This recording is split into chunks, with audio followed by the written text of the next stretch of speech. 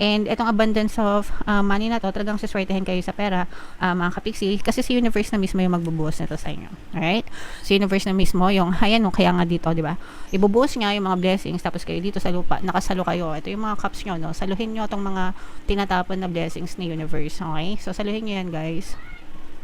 Ibig sabihin talagang maging handa kayo sa pagtanggap ng mga blessings, mga kapiksi. You have to be energetically aligned with this para ma-experience nyo siya sa inyong physical reality. So, again, magpasalamat.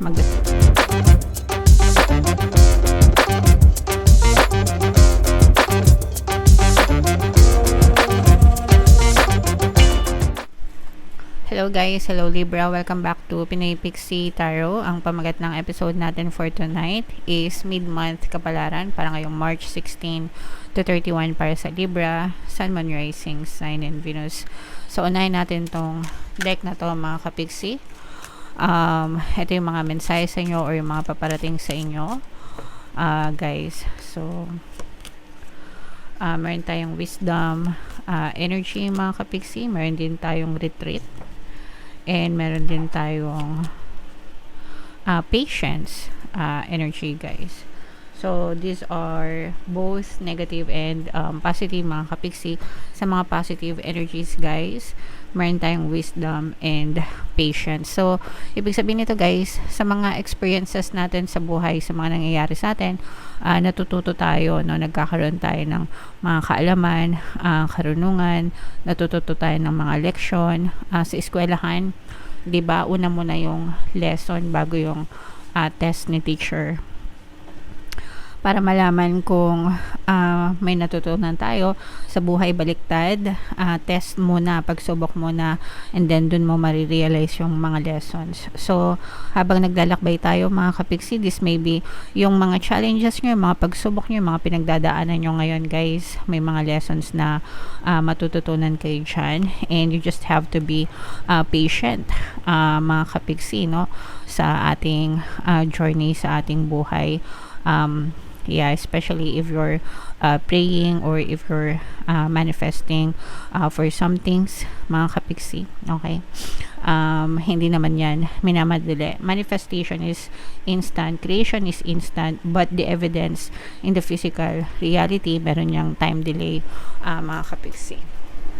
So, kailangan nyong mag-antay, magkaroon ng mahabang pasensya, and you have to have blind faith, mga kapiksi, that everything that you desire is already yours. Sa'yo na yan, no?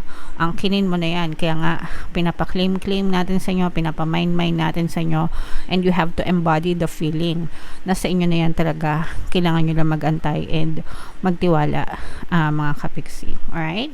Okay. And then you have to retreat and surrender to the universe, mga kapiksi. Kapag ka naisa nyo na yan kay universe, yung 50% ng creation natin, mga kapiksi, sa ating buhay, no?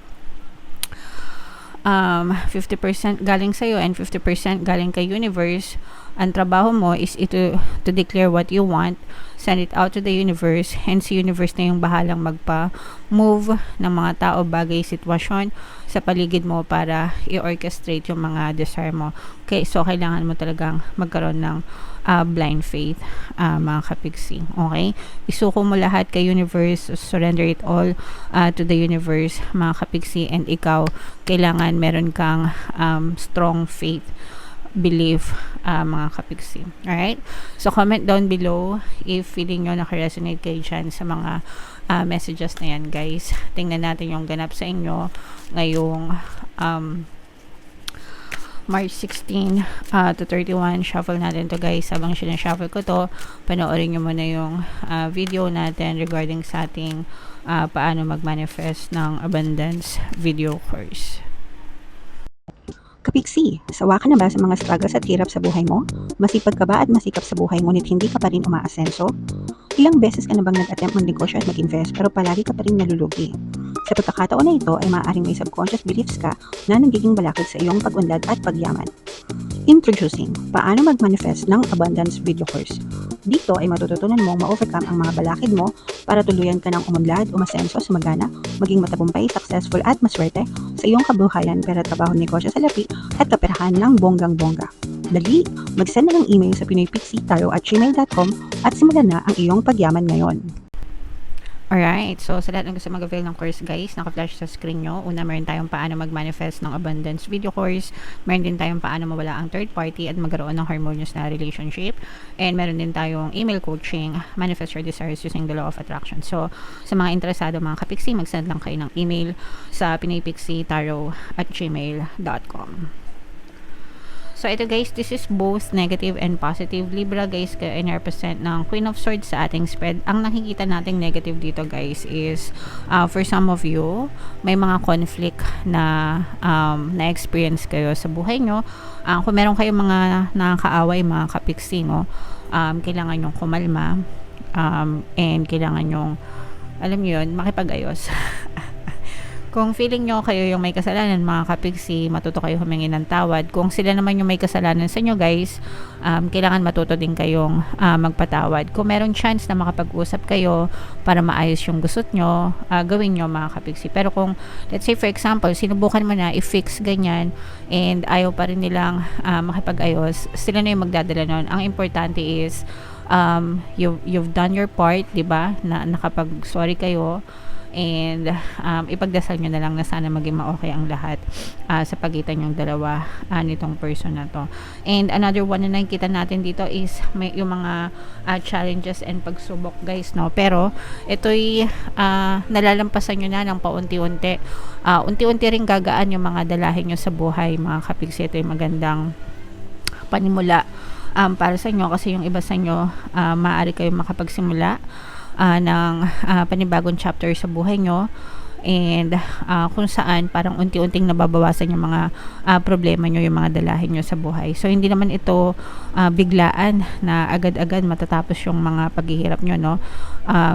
Kailangan dito ng consistency, ng effort mga kapiksi, and patuloy na maging positibo hanggang sa tuluyang malampasan nyo yung mga problema sa buhay nyo. So, ito guys, i-mind nyo na itong mga tagumpay na yan, success, no, victory, para malampasan yung inyong mga problema sa buhay. Ito yung energy ng swerte mga kapiksi, at ito yung mga manifestation. These are your dreams guys, coming true.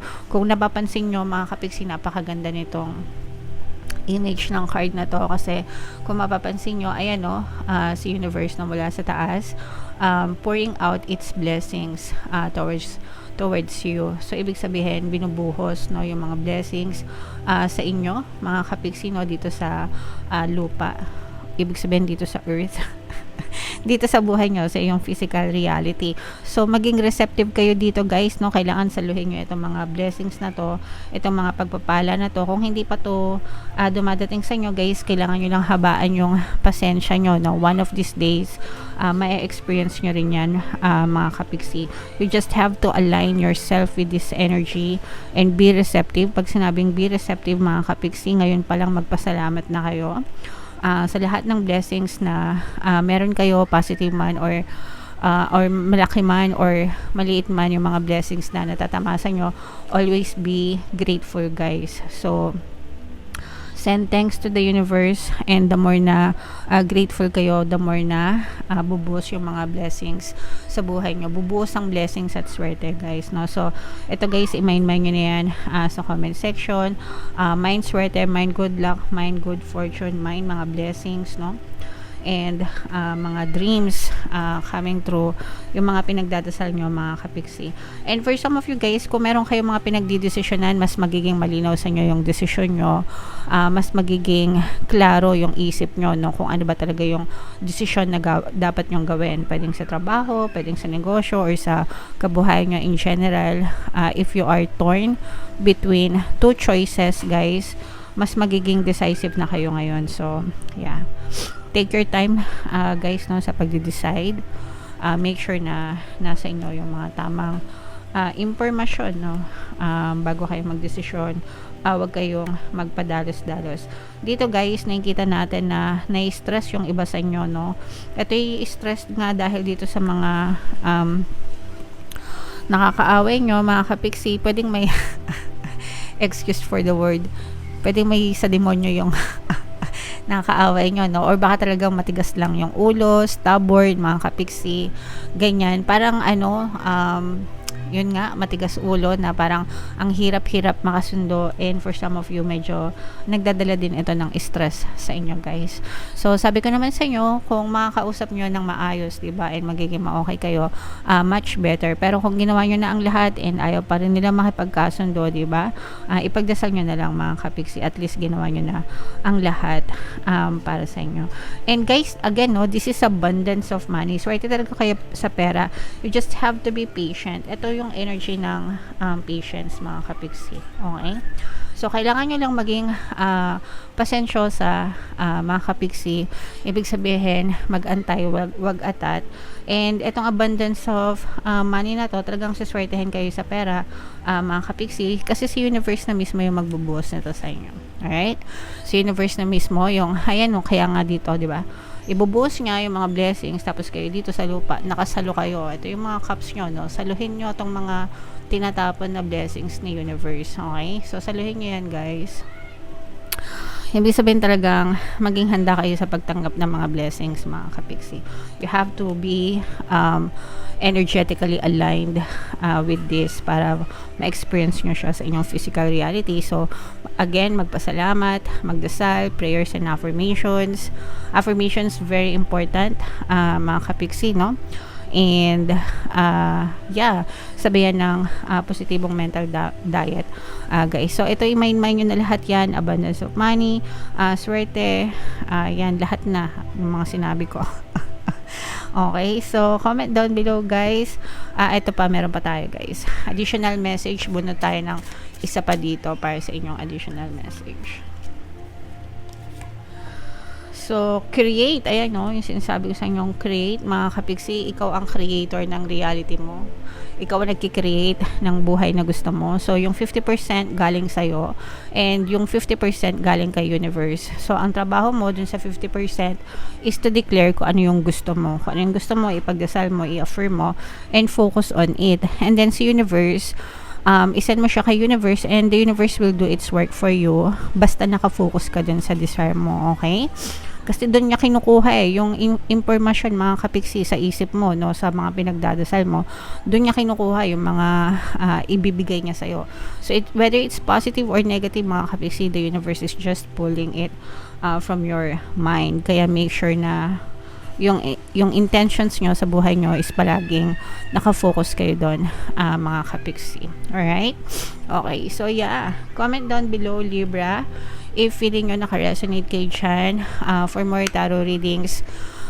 Ito yung playlist nyo. Ito naman yung ating success stories ng paano mag-manifest ng abundance video course. Click here to subscribe, guys. Ito yung ating mga pampaswerte subliminals. Thank you for liking, sharing, and subscribing. See you next time. I love you all, mga kapiksi. Have a nice day. Bye-bye.